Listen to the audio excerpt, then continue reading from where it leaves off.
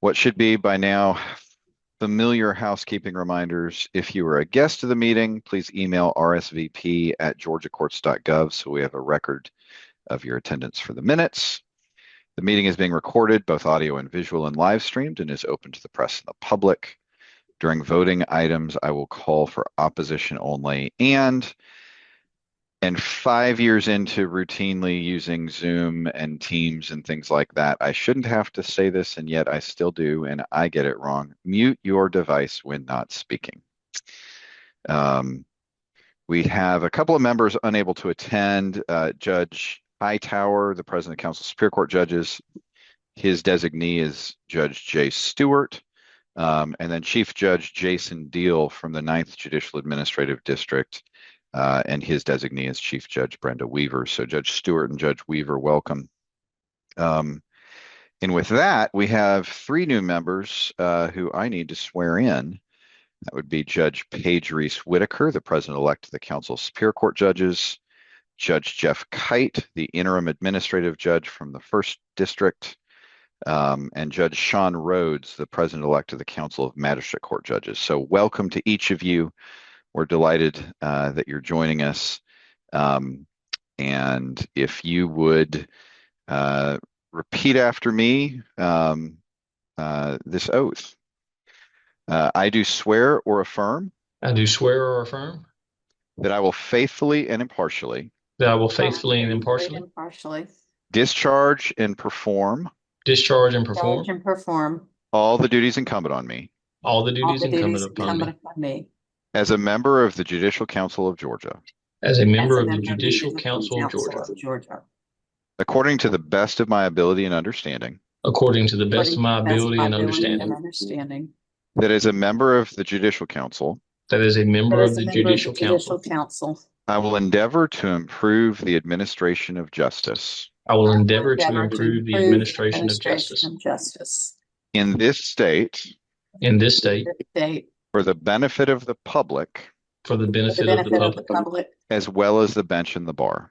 as well as the bench and the bar, That I will strive to improve the judicial system of this state that I will strive to improve the judicial system of this state as a whole as well as in its parts, as a whole as well as in its parts, and that I will support the Constitution of the United States and that I will support the Constitution of the United States and of the Constitution of the State of Georgia. and of the Constitution of the State of Georgia. So help me God. So help me God. Well, congratulations and welcome. We're delighted to have you joining the council. And with that, Director Clanton, would you call the roll? Thank you, Chief Justice, and happy holidays, everybody. Presiding Justice Warren. I know she's on. Yes, I'm here. Thank you. Chief Judge Brown. Good morning. I'm present. Vice Chief Gobeil. Having trouble with video, but I'm here. Good morning. Judge Hamrick. I'm present. Thank you. Judge Stewart, welcome. Judge Whitaker. I'm here. Thank you. Judge Kite. I'm here. Thanks. Chief Judge Ernest. Here. Judge Gottfried.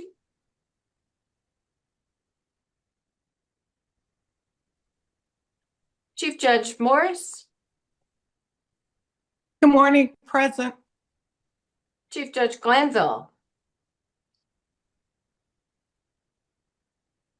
Chief Judge Wilson.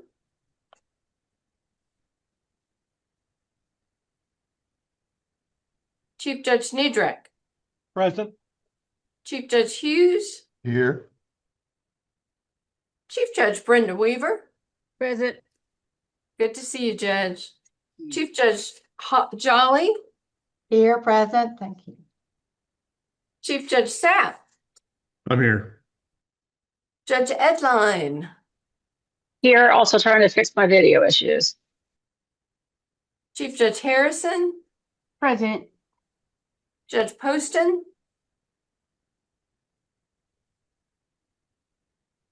Judge Chastain. Good morning. I'm present. Judge Walters Lane, I'm here, thank you. Chief Judge Grantham, I'm present. Chief Judge Rhodes, Present. Chief Judge Cowan. Present. Good morning. Good Chief morning. Judge Quadra, Good morning, present. and the President of the State Bar, Chris Twyman. Good morning. I'm here. Thank you. Good to have you. Chief, that completes the roll. We have a quorum. Very good. I would now like to recognize Chief Judge Greg Sapp to lead us in the Pledge of Allegiance. Please join me for the pledge. I pledge allegiance to the flag of the United States of America and to the republic for which it stands, one nation under God, indivisible, with liberty and justice for all. Thank you, Judge.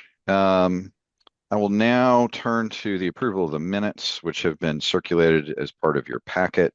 Are there any amendments to the minutes? If there are no amendments to the minutes, is there any objection to adopting them as written?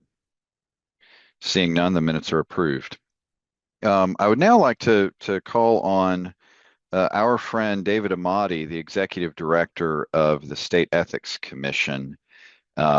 Mr. Amati has been a great supporter of the judicial branch and in his critical role has really worked to ensure that Georgia judges know and understand their ethical responsibilities and has really provided a lot of good communication and support to those of us that are subject to those regulations. And so he is here to give us an update on what he's been working on and things that it would be helpful for us to understand. So Mr. Amati. Thank you, Chief. It's good to see everyone. Did have a few things I wanted to highlight for y'all. SB 199 that went into effect after the legislature passed it, or will go into effect, I should say, January 1, will change your filing deadlines, and I think for the better. No longer are we going to be on this sort of 6 reports one year, 2 reports the next. It bounces back and forth, different dates. You're going to have quarterly reports every year. They'll be the same 4 days. They'll be January 31st, April 30th, July 31st, and October 20th. And these are for your campaign disclosure reports. You can just plug these into your calendar, set an annual reminder for all 4 days, and you'll be good. Additionally, we did the same thing, kind of trying to streamline your financial disclosure report instead of sort of ping-ponging back and forth in different dates depending on the year. They'll be the same date every year. I couldn't think of a date better for elected officials to disclose their financial statements than April Fool's Day. So April 1st will be the date that you can just plug into your calendar for that financial disclosure report each year. Additionally, we've made some adjustments following the passage of HB 199 as it relates to judicial security, which we obviously have worked with the Judicial Council on. In your financial disclosure reports beginning next year, you're going to have an option to indicate in the residential section of that report. Let's say you have one residence or one property you own and it's a residence, you can indicate that it is residential. Let's say you have 10, let's say you have some investment opportunities, some commercial land, but also, your residence, maybe a lake house, something like that. You can indicate each of those which are residential. And in doing so, those addresses will be restricted from public view. So those will no longer be viewable beginning next year by the public. We'll see it internally, but that will be in compliance with HB 199. Finally, we will be rolling out a new filing system that all of this is going to be happening in beginning January 1st. Peach File is the official name, very creative, I know. We've heard really good things thus far, although admittedly better than the current system is a pretty low bar. But we've heard really good things from stakeholders involved on sort of all sides. So I'm optimistic and knock on wood, it'll stay that way. I encourage you, if you have not done so already, to register. Our office has staff on standby to assist you, as well as our vendor. Maybe not today, it's a little bit of a ghost town, but maybe next week when you get in, give us a call. We'll help you get everything set up.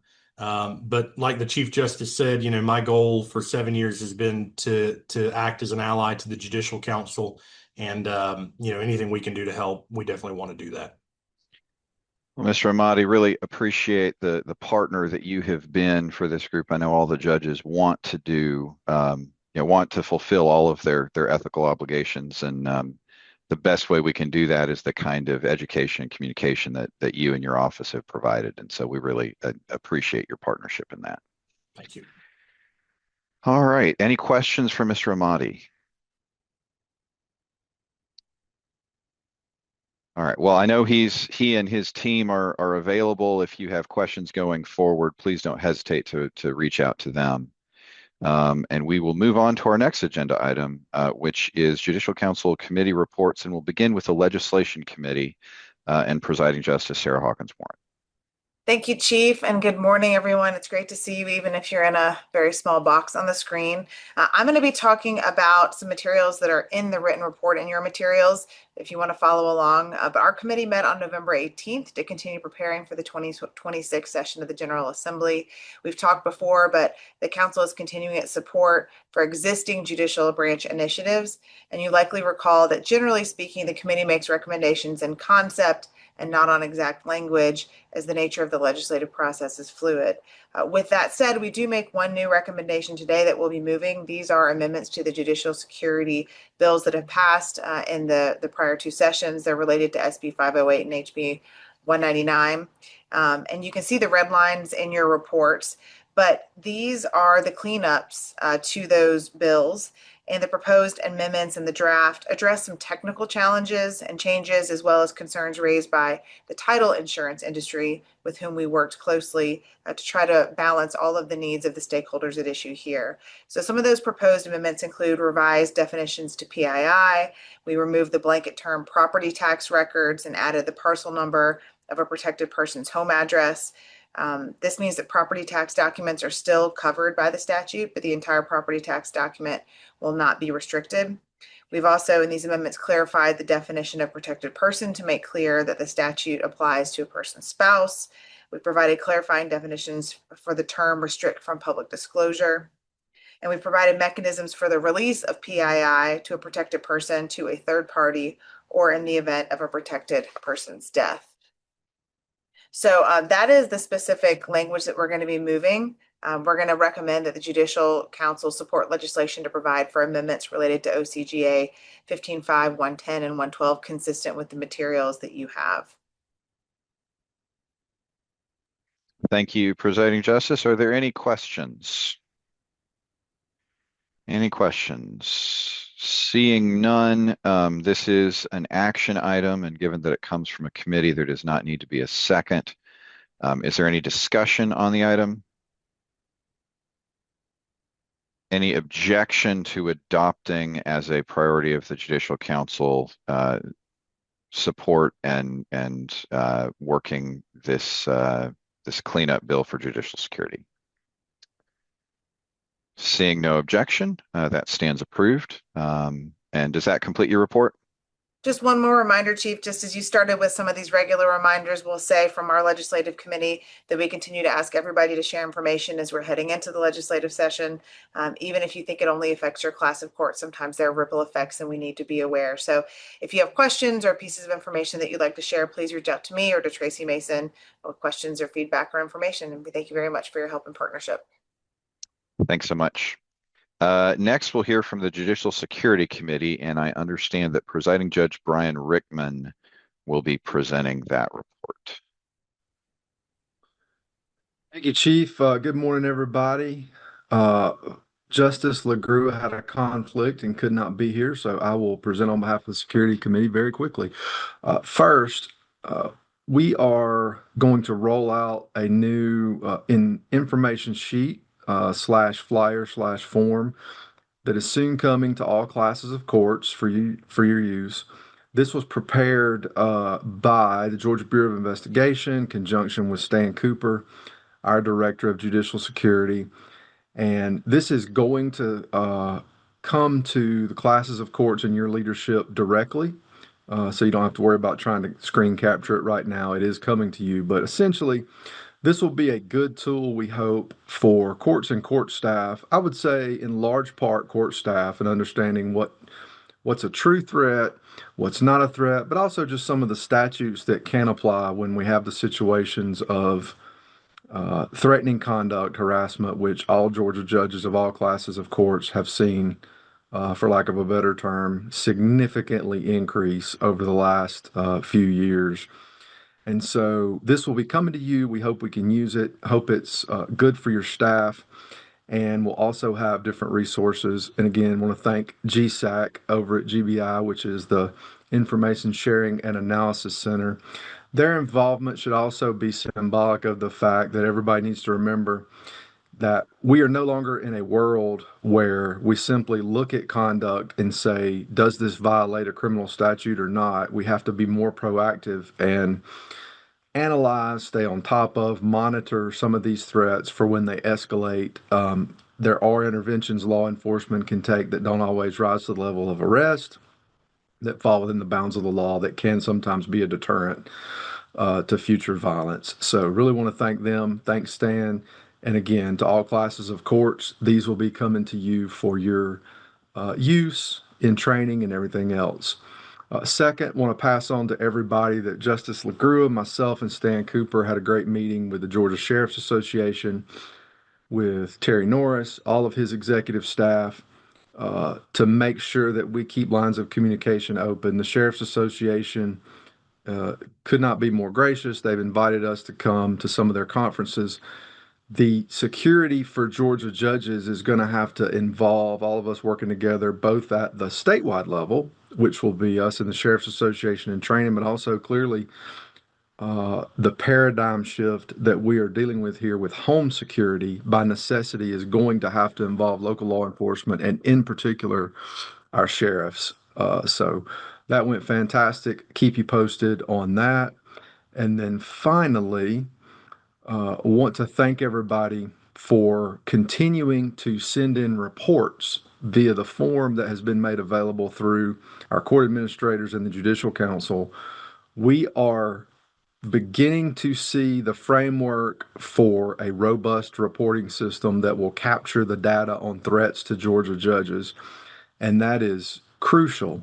In some budget discussions I have already had, this has come up with the elected officials in the General Assembly. The federal judges, of course, have a very robust way to capture the data, but we are getting there thanks to all of you for sending in those reports. And it's painting a very, very important picture that we have to capture. So thank you for continuing to do that. If you don't know what I'm talking about, there's a form available through your counsel, through a court administrator. If a judge receives threatening conduct or borderline threatening conduct, of course, the first step is local law enforcement, whoever you deal with. The second step, we'd love it to be reported up the chain to the email address listed on this form so we can capture it and have that data for the future so that we present an accurate picture of what's going on with Georgia judges. And again, I will say in closing, this week and last week, I would estimate I've probably spent 25% of my time to 30%, not only on this issue as a committee, but literally on emails to our court, emails to our local circuit, emails of a harassing nature, and also some threats. And I suspect that many people on this call are finding themselves in the same boat. So we are working hard. Appreciate all of you guys, and we'll continue to keep you posted. Thank you, Chief.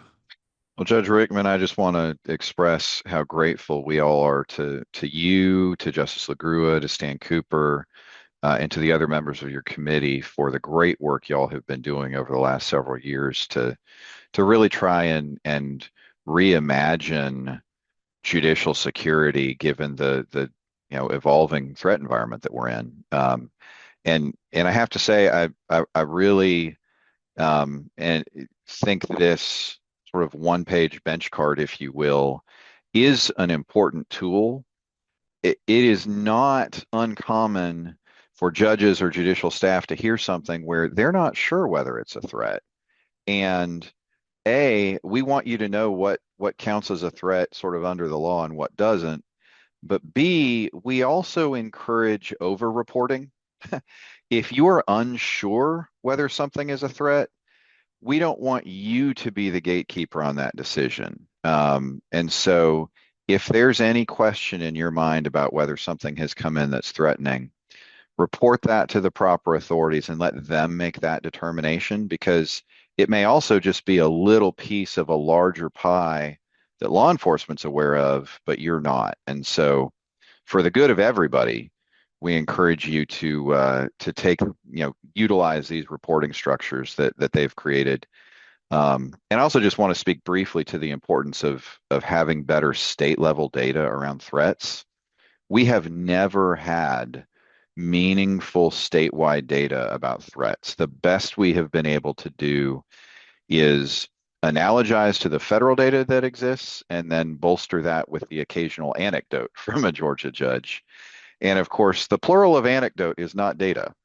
And so really, the hard work that has gone into establishing these reporting structures is really the first opportunity we have to be able to, A, see what the threat environment really does look like across the state, and B, build a message that we can effectively communicate with our state level stakeholders and other branches around the needs that the judicial branch has in this space.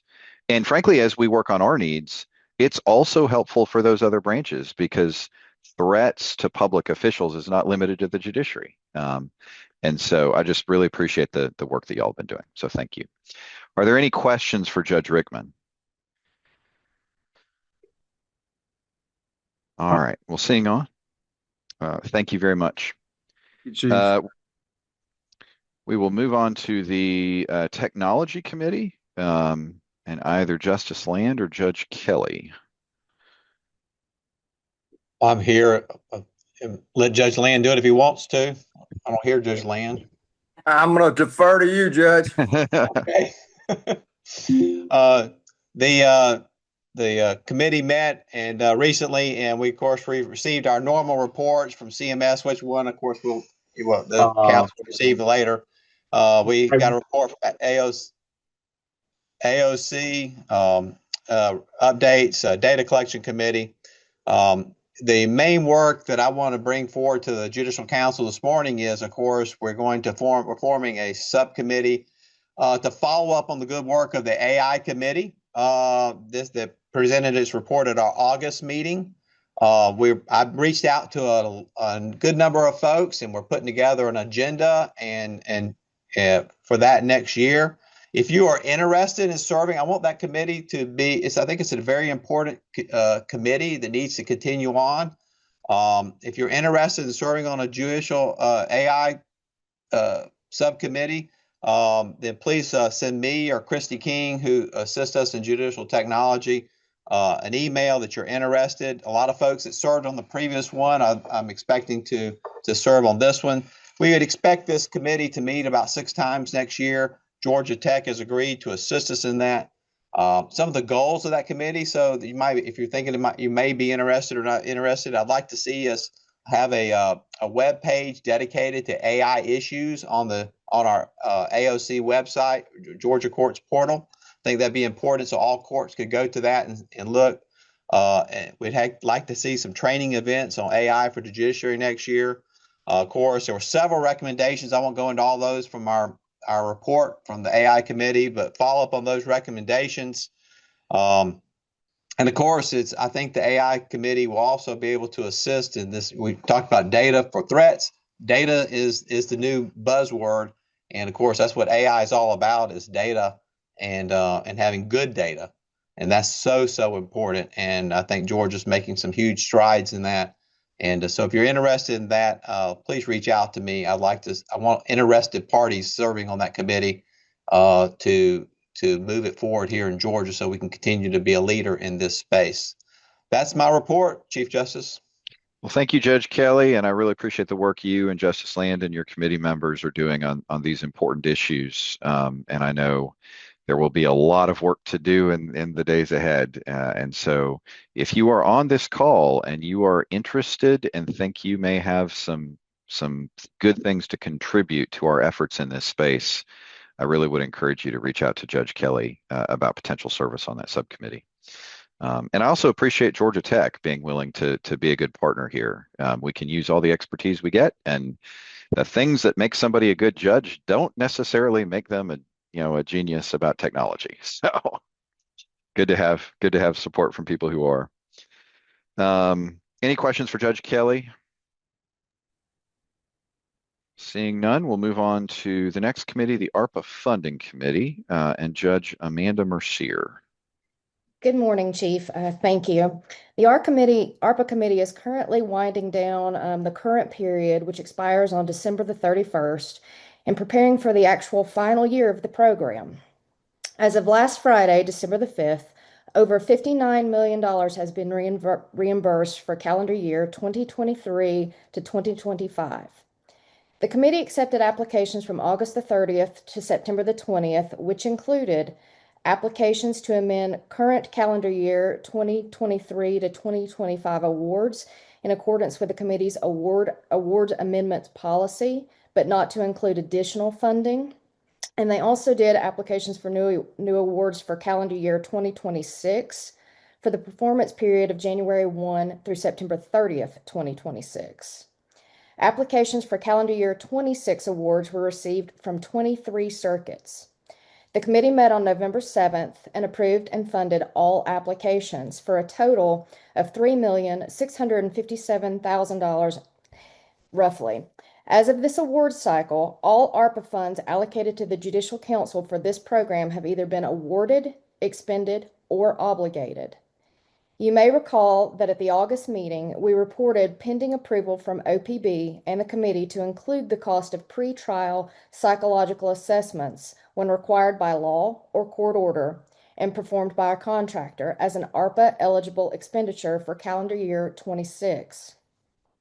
We subsequently received final approval, and several circuits did in fact receive funding for the calendar year 26 awards. We look forward to seeing the impact of these funds on addressing this critical important issue to our courts. Following the expiration of the current awards on December 31st, by which all expenses must be incurred and an invoice to be eligible for reimbursement, final closeout will begin and the deadline to submit reimbursement requests will be March 15th. No exceptions can be made.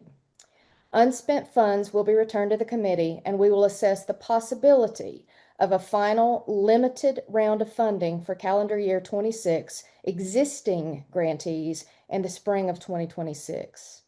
It is important to stress that with the federal ARPA program ending December the 31st, 2026, all funds awarded for 26 must be spent and invoiced by September the 30th, 2026. All invoices must be submitted for reimbursement by October the 15th of 2026. Under no circumstances can funds be spent after the September 30th, 2026 deadline. The deadline will be reimbursed or untimed. No deadline, I'm sorry. Let me check my notes here. I see. This allows the ARPA and the AOC staff for the necessary to complete the closeout by December 31st, 2026, meaning that they have to have time to close out the period.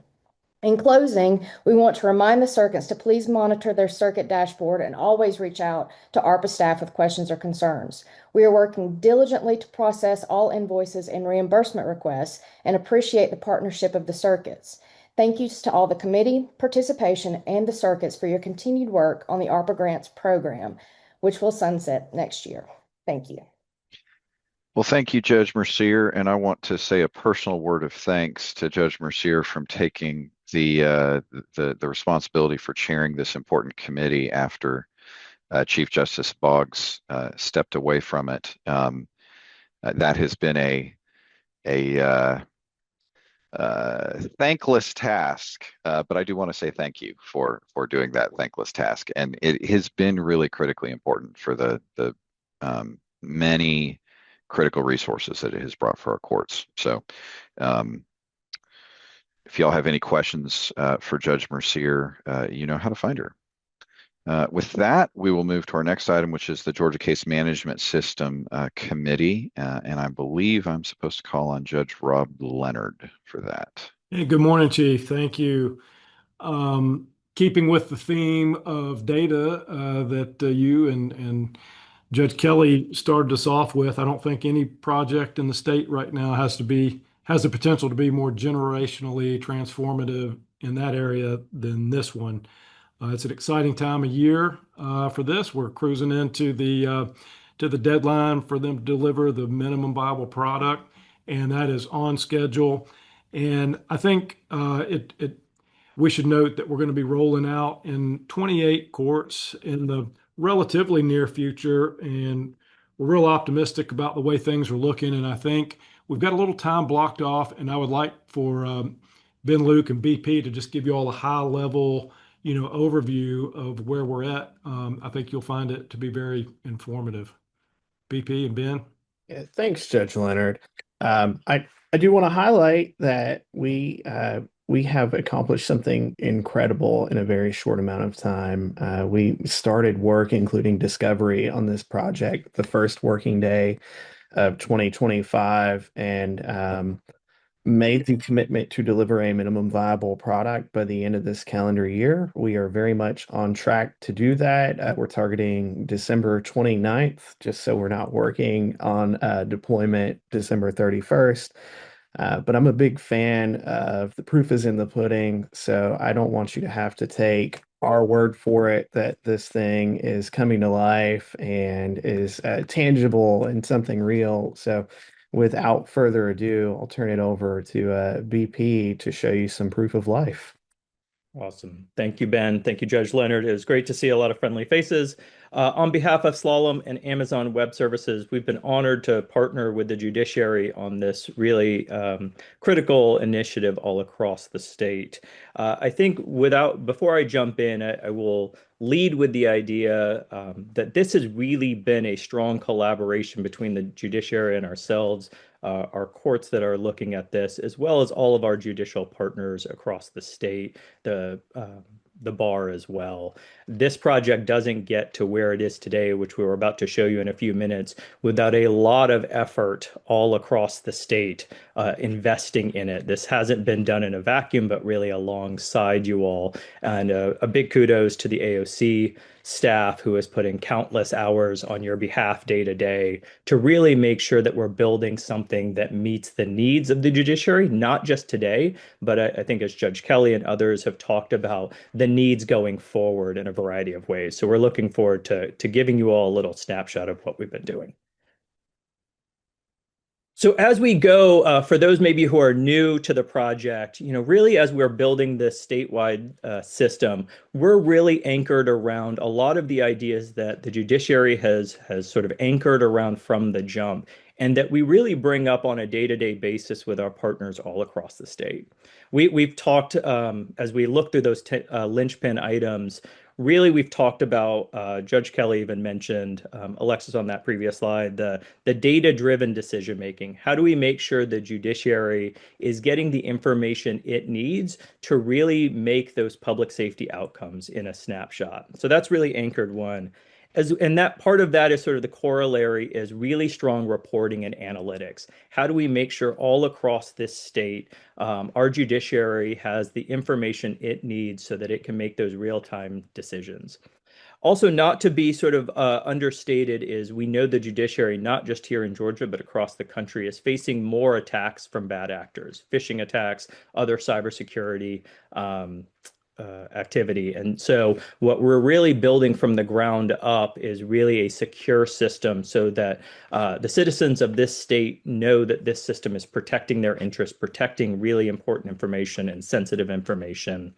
The other piece, and really the final piece that I'll flag here is, thanks to many of you in the AOC, this system doesn't operate in a vacuum, right? It's part of an ecosystem around this state with our judicial partners to really make sure from sort of initiation to sort of the disposition and future, that really making sure that information is integrated in the state of Georgia. And so I do want to sort of understate or underscore that this system has been in concert with great judicial partners, GCIC, DBHDD, and a vast array of other partners who really make this system sort of live and breathe.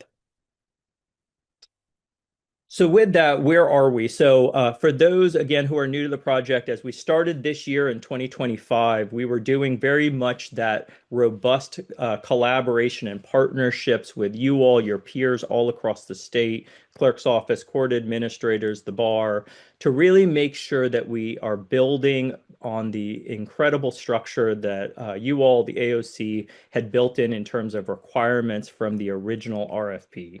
So we really spent that year working alongside you, sitting in courtrooms, doing over the shoulder, making sure that we were understanding the key elements of the system and the robustness and complexity that this type of system requires. Earlier this year, we started building the system, and as Ben mentioned, we are at the endpoint for this year, 2025, to deliver the MVP on time. And so we are in this final month here as we go. Looking ahead a little bit, but not jumping the gun, 2026 will really be about bringing it to life, bringing those courts that Judge Leonard mentioned into the system and having it being that living, breathing system that we're going to talk about here today. And so just another quick snapshot of kind of the work that's been ongoing over the course of this year. We are trying to do a few things, thanks to you all, do things differently in terms of a state project, right? A judiciary-led project. Unlike many other software projects that sort of you build in a vacuum and you come back and see what's built, we have been working in these 2-week agile sprints alongside you all, your peers all across the state, to build these 2-week pieces of the project, right? These Lego bricks that occur to build a system that has been tested, changed, altered, modified, as we go. And what that really has meant is we believe, and we've seen the feedback already from other groups, that it's meeting the needs, if not exceeding the needs, that people thought that could be built in about 8 to 9 months. So that's great. The other piece, just to let you all know, we have already started meeting with those courts, the onboarding of the critical elements of working alongside the courts that are looking at the system to make sure that we are building this alongside them. Another critical piece that has been talked about is data, right? It's already been mentioned several times. We know that's a critical element of this system. And so we're already in the midst of making sure not just the data comes over accurately, that it's secure and protected, and that ultimately for the judicial partners that sign onto this project, that they have trust that they have their historical records as well as the foundation for the future. The final piece that I'll mention about what we've been doing, because I think it's different in terms of a state project, we have tried to be one of the most transparent about how this system is being built, really because of those Judge Kelly, Judge Leonard, the AOC staff, really wanting to do something differently and build this in partnership with the judiciary, not for the judiciary. And so we've been doing weekly roundtables every week, every Friday at 9:30. Some of you all have been on those to show how it's being built week to week, showing the features and functionalities that we'll briefly go through in a minute, really making sure people have the opportunity to ask questions at every turn. We have been to all corners of this state to do live demonstrations and live questions and answering sessions. We do, thanks to you all, believe that we have given people a snapshot of what's been going on. So really exciting over what has occurred over this year. And so just to jump into it, just for you all in terms of the judiciary, what we've been doing is really building those features and functionalities, and Alexis will show in the next slide here how that sort of looks. One of the items that as we've met with you in your chambers all across the state over the year, there have been sort of key elements that judges have sort of risen to the top of their wish list, if you will. Sort of easy snapshots of what you all have to do that day. They're your tasks, your cues, calendaring so that your courtrooms, which are mini cities, if you will, are they running efficiently? Are the train conductors continuing to keep the ebb and flow of people in courtrooms all across this state running, as well as visibility of activity across the state that you might have, and even minor things like signing within the system, etc. And so we're happy to give a little bit of snapshot. We are doing snapshots here, but this is all working code. We're happy to do sessions with folks to actually show how this is working live. But we have new dashboards for our judges of when you log on, immediate information about what you all need to do that day, right up front with that prioritization so that you all can run your courtrooms and courthouses efficiently. Managing tasks and cases, right? The ability to give notes to yourself, update these tasks, share these tasks with others on your staff to make sure that, again, everything is moving and making sure deadlines don't get missed, etc. Robust calendaring and scheduling, the ability to customize your dockets, see your dockets quickly, schedule, but also the ability on the flip side, as things come up, we're heading into the period of time that potentially snow days or other activities, spring breaks and things like that, the ability to also quickly notify those who are on your dockets as well as your staffs of information quickly so that there's more real-time information between you all, your staffs, the bar, etc. Robust reporting, coming back to a central theme that has been discussed throughout this morning, the ability to not just have standard reports that can be shared and downloaded between staffs, but also create custom reports that bring you the information you need quickly, efficiently, and again, that ability to share. So you can find real time and not have to do manual counts, call the AOC to do some manual counts, but you all will be empowered with the data that is in the system to make those reports. A big feature that we heard from the judiciary and the judges in particular is the ability to sign within the system. I will tell you, while this looks easy and looks very much like you would see in a DocuSign or Adobe Sign, coming back to the tentpole item around security, under this process, the signatures are now fully authenticated, encrypted, and auditable. So when we know somebody signs a document as a judge, we will have the ability to verify that that is the individual that did so. So bringing another layer of accountability and transparency and accountability and security all wrapped up into this system. And so just wanted to end real quick as an overview as we start to work with our courts. We are not just throwing out a system and making sure that people just sort of learn on their own. We have a very thoughtful, tried and true process to work alongside our courts and their staffs to really think thoughtfully about how they understand this new system, how they can be more efficient in their day job, how they can be more productive, and more importantly, use the tools and technologies now built in to do those more robust features. And so we are working through this 5-step process alongside those folks. Will also have a variety of training mechanisms. We understand that most people learn in a variety of ways. So we'll do both live training, we'll do videos, we'll do one-pagers or other written documentation, all to make sure long-term that this is a sustainable, understandable system and that is intuitive for our users all across this state.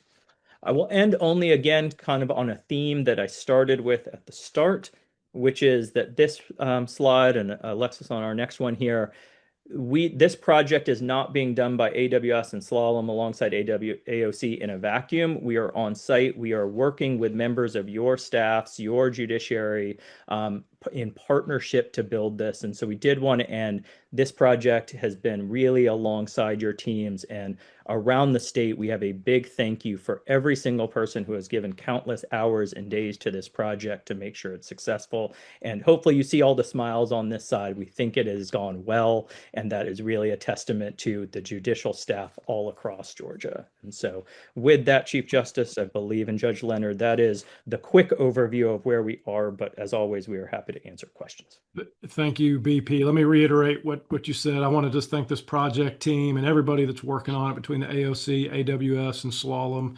I mean, about 300 people have laid hands on this project, and it's astounding what's been accomplished. I want to thank the MVP courts and the discovery courts, as well as the folks that serve on my CMS committee for all of their work towards this project. Chief, I think good, accurate data is probably the primary failure point that we get in judicial decision making, and it's an area that we can improve. And I think this project will improve it. And I don't think most folks understand how how fractured we are, but we've got an opportunity here, as I said when I started, to make this a generationally transformative change. So thank you for letting us present.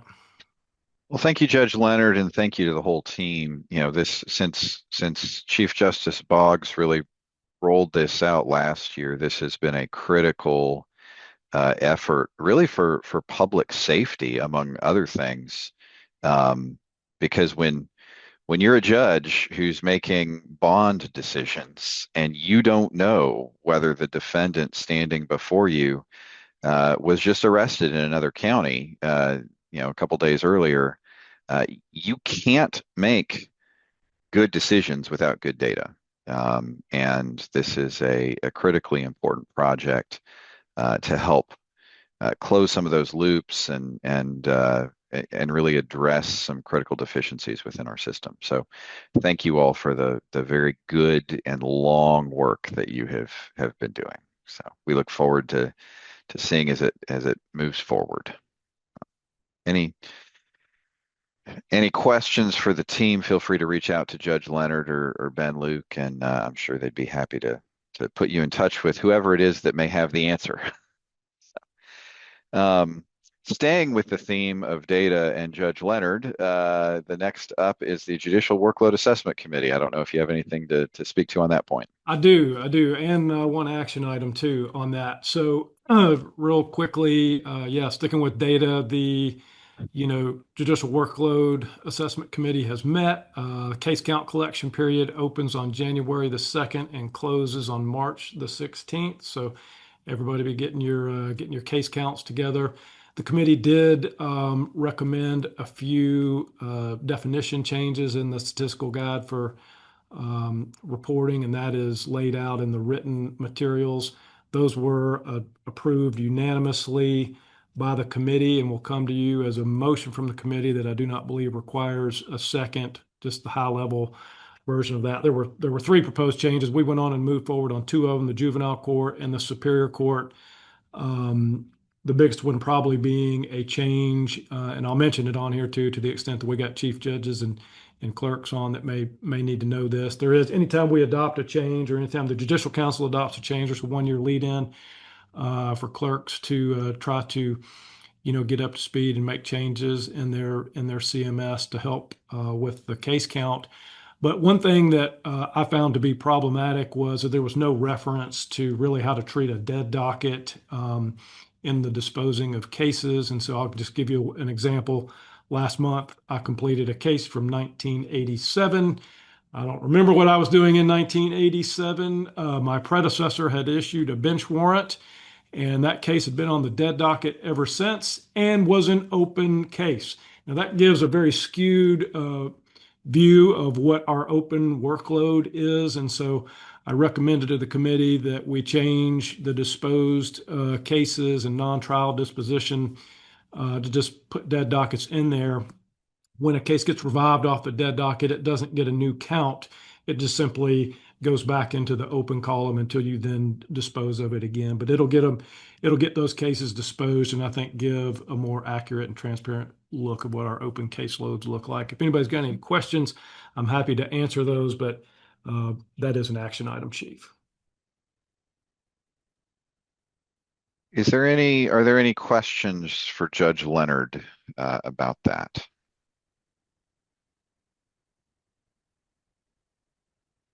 Seeing none, the action item Judge Leonard referenced does not require a second because it does come from the committee. Is there any discussion? Any objection? All right, that stands approved. Thank you, Judge Leonard, for the work, for the many hats that you are wearing. I will say this time of year, wearing a hat is kind of nice for those of us who are follicularly challenged. So yes, sir.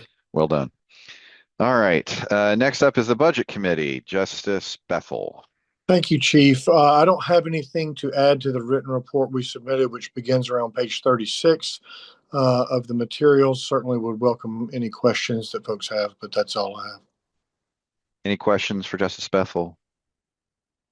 Seeing none, thank you very much. Court Interpreters Committee, Justice Land. Yes, I'm here. My video's not working. I refer to the report. I have just recently replaced Justice McMillan as the chair, and she spearheaded a big effort to get new rules for court interpreters. The next step is to recruit interpreters, make sure interpreters are available, and make sure we have training for them. Well, very good. Any questions for Justice Land on his report? Thank you very much, Justice. Next, we come to Grants Committee. There's a written report in your materials. Does anyone want to speak to that report? Chief, I'm happy to answer any questions about the report. Great. Are there any questions? All right, seeing none, we will move on to Director Clanton's report from Judicial Council AOC. Thanks, Chief. Justices, judges, and judicial branch leaders. Gonna start my report by commenting on the spectacular weather we've had since our last meeting in August. Mother Nature certainly put on a show with the aurora borealis, visible from the North Georgia mountains all the way to coastal Georgia. We'll have to start calling them Southern Lights, y'all. I hope you got a glimpse in your neck of the woods, as they were a colorful way to start our holiday season. We've had some recent leadership changes on two important Judicial Council committees. Justice Carla McMillan completed a successful tenure as chair of the Standing Committee on Court Interpreters, and we welcome new chair, Justice Ben Land. Thank you, Judge Land. State Court Judge Vi Bennett, who previously served on the Judicial Council, was sworn in to a new term as chair of the Board of Court Reporting. Judge Bennett, thanks again for stepping up to leadership. We're glad to see you back. One of the essential duties of the AOC is to staff Judicial Council committee meetings.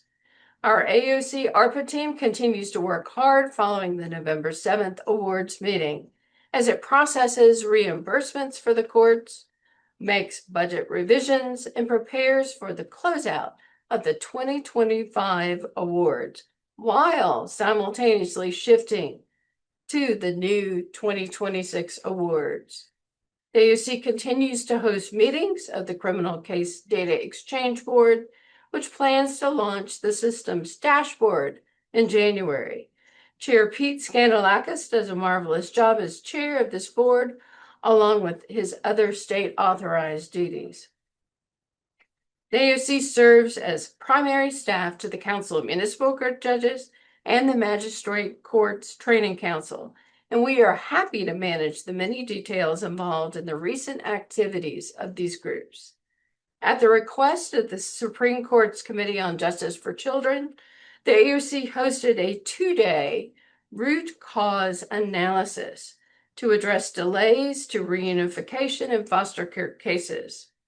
Multidisciplinary teams from Chatham, Cobb, DeKalb, Fulton, and Gwinnett counties, along with experts from DFACS, work with facilitators from the ABA to review data to explore the ways in which current practices affect the time from removal to reunification for children in foster care. The AOC staff from our legal, IT, communications, registrar, and child support teams were requested to support the 32nd Annual ADR Institute, co-hosted by the Georgia Office of Dispute Resolution and the State Bar's Dispute Resolution Section. Chair of the Commission, Chief Judge Cindy Morris, gave opening remarks at the event. Georgia also hosted American Bar Association Forum on Building Access to Justice in Atlanta last October. Chief Justice Peterson gave the opening keynote for that event, and Justices Verda Colvin and Carla McMillan spoke on panels. The AOC's Access to Justice staff were pivotal in planning that successful event. Led by the National Center for State Courts, the AOC recently hosted a data literacy training where attendees refined their skills in court statistics and data visualization. And last week, Deputy Director Tracy Mason participated in a panel discussion at the recent Conference of State Court Administrators at their mid-year meetings in Savannah. Now, turning to celebrations, and we got a lot of them. Congratulations to Court of Appeals presiding Judge Stephen Dillard, who was honored with this William Rehnquist Award for Judicial Alexis during the ceremony at the U.S. Supreme Court in mid-November. Congratulations to the Council of Accountability Court Judges, which is rounding out its 10th anniversary year. Our communications specialist, Bruce Shaw, was happy to work with them on commemorative videos in recognition of that milestone. The Georgia Council of Court Administrators held a successful fall conference during the very same week that Governor Kemp declared it to be Georgia Court Administrators Week.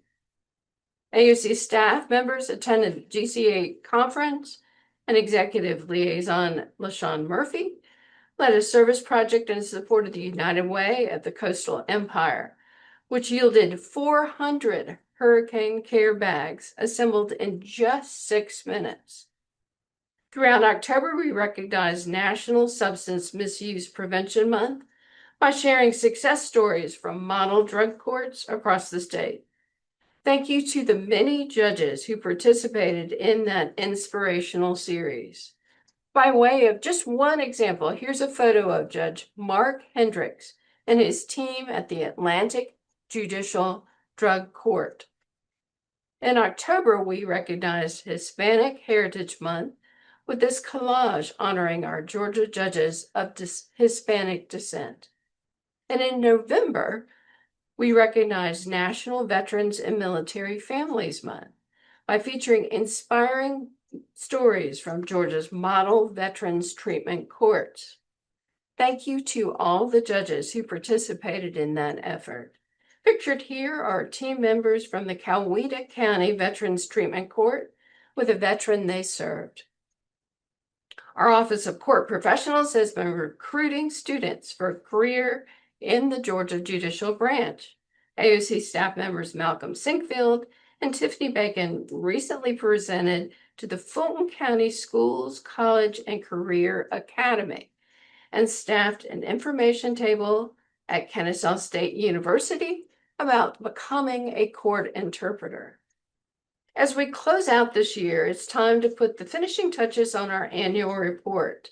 An online draft is ready for your review and feedback as we print and distribute that report in early 2026. An electronic copy is going to be sent to all Judicial Council members soon after this meeting, so check your emails for this draft document. Please send any changes you have to Bruce Shaw by January 7th.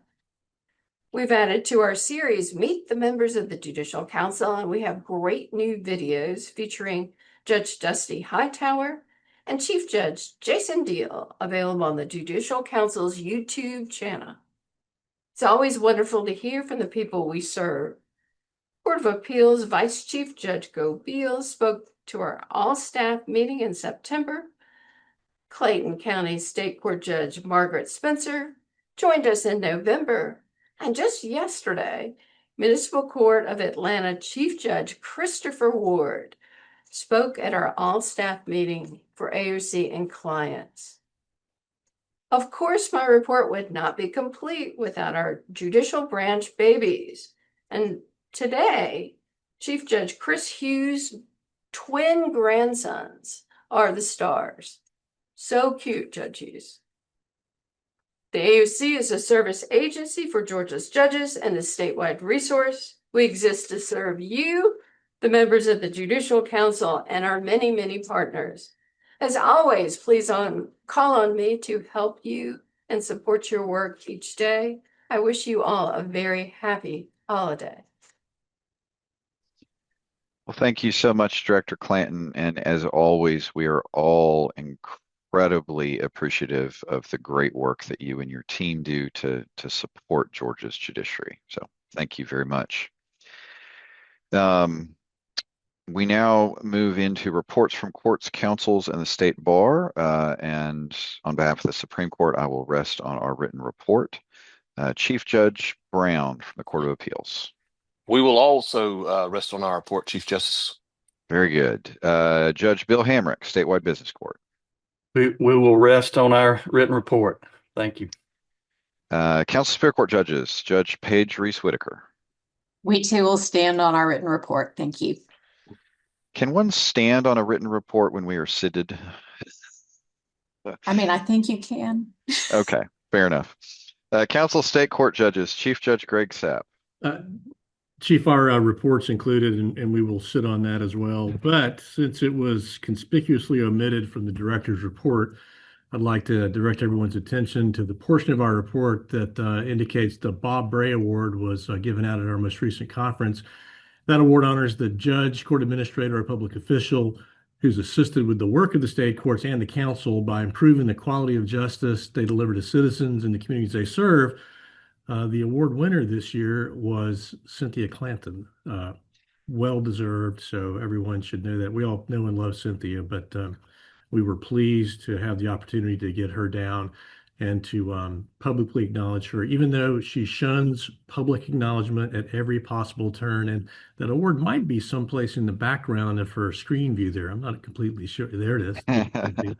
We also appreciate Justice Lane, who's our keynote speaker. But with that, we rest on the balance of our report. Well, Judge, thank you for pointing that out. That was, in fact, very well deserved, and appreciate y'all very properly recognizing her. Council Juvenile Court judges, Chief Judge Michelle Harrison. Good morning still. We have submitted a report and we have nothing to add in addition to that. Very good. Council Probate Court judges, Judge Scott Chastain. Good morning, Chief. We stand on our written report. Council Magistrate Court judges, Chief Judge Nathan Grantham. Good morning. We stand on our written report also. Council Municipal Court judges, Chief Judge Robert Cowan. Good morning. We will rely on our submission. I do want to say we took up the State Bar's invitation to coordinate our winter meeting with the State Bar's mid-year meeting. So we'll see everybody in Atlanta. So other than that, we have nothing else to add. Well, very good. We'll see you there. And in that vein, State Bar of Georgia, President Chris Twyman. Thank you, Chief Justice Peterson, and good morning to the members of the Judicial Council. I do have a report to give that'll be brief. The bar is in an exciting and productive season. Just a couple of highlights. First, we are kicking off the mock trial season, high school mock trial, and we'll let you know that we've incorporated scripted lessons into regarding the rule of law into that. And I'm just encouraging everyone in your areas to support these mock trial tournaments and encourage the members in your area to participate as judges. Chief, we also rolled out recently a much anticipated AI toolkit, and I know that the Technology Committee recently gave your committee, this council's committee, just gave an update on their efforts. I encourage everyone to go to the bar's website to check out that toolkit and know that our AI and Emerging Technologies Committee continues its work on these efforts. Importantly, and third, our Supreme Court just recently approved changes to the CLE rules, which will become effective with a new compliance period beginning January 1st of 2026. That will now be a biennial CLE requirement, requiring 18 hours over that 2-year period, and you will be receiving more information about this as we educate members through emails. Our Advisory Committee on Legislation met yesterday, and we will be present for the upcoming legislative session to support the efforts of the bar and this council. And finally, as Judge Cowan just alluded to, I encourage all of you to register and join us at the mid-year meeting, January 15th through the 17th. And the mid-year will be held at the Omni Hotel in the Battery, Atlanta. And Mr. Chief Justice, that concludes my report. Well, thank you so much, Mr. President. See, now we'll hear from additional judicial branch agencies. Council of Accountability Court judges. Well, good morning, Chief Justice and members of the committee. This is Taylor Jones, Executive Director for CACJ. Good to see you this morning. We will stand on our written report, but take the opportunity to thank Cynthia and her team at the AOC for their support over the past year as we've celebrated our anniversary. Thank you, Mr. Chief Justice. Thank you, Taylor, and thank you for the good work y'all are doing. Georgia Commission on Dispute Resolution, Chief Judge Cindy Morris, who just had her final meeting as chair on Wednesday. Yes, thank you, Chief Justice. We do have one addition to our written report, and that is the approval of the Waycross Judicial Circuit's ADR program. That was done at the meeting on Wednesday. This adds 6 more counties, bringing us to a total of 117 counties with formal ADR programs. If our math is right, and lawyers and math, or judges, that's always a question. Or judges, if our math is right, that 74% of Georgia courts now have a formal ADR program. So, other than that, we'll stand on our report, and thank you so much, Chief Justice. Well, Judge Morris, I just want to thank you on behalf of the branch for your longtime good leadership of this important area. And it is such a critical aspect of being able to resolve disputes in efficient manners with minimal expenditure of judicial resources. It is over and above your actual day job. And so we're really grateful for your service. So thank you.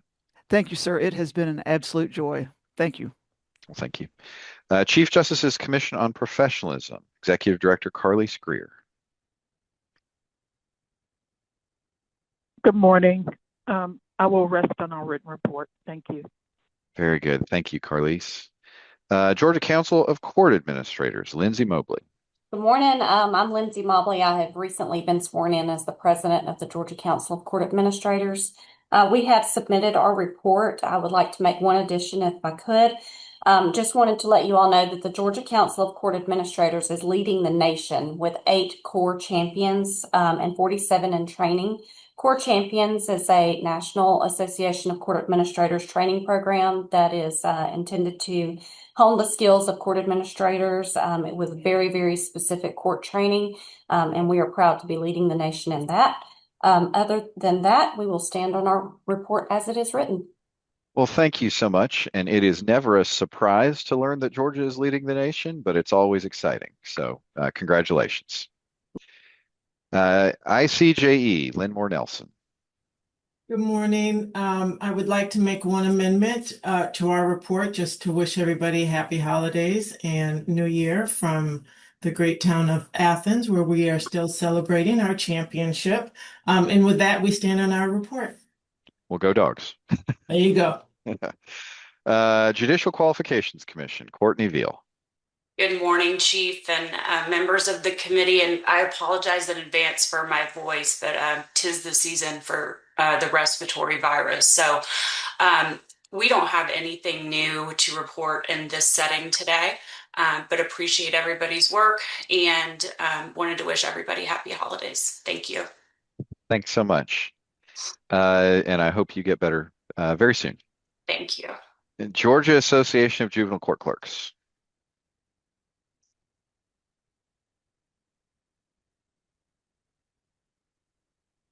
All right. Well, if y'all have any questions for them, I'm sure you know how to find them. Is there any old business? Is there any new business? Well, with that, we come to my concluding remarks, and the only concluding remark I have is A, happy holidays.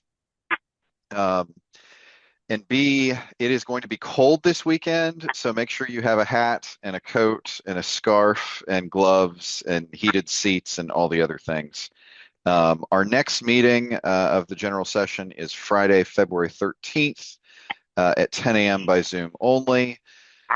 Don't be overly concerned by the Friday the 13th date. There's only so much that can go wrong during the legislative session. Those of you who are members of the legislative committee know that the weekly meetings of that committee, just for check-ins, will begin early in the session, and I'm sure you'll get that information, or you already have received it from that committee. And with that, I hope you all have a marvelous weekend. Happy holidays if I don't speak to you before then. And we are adjourned.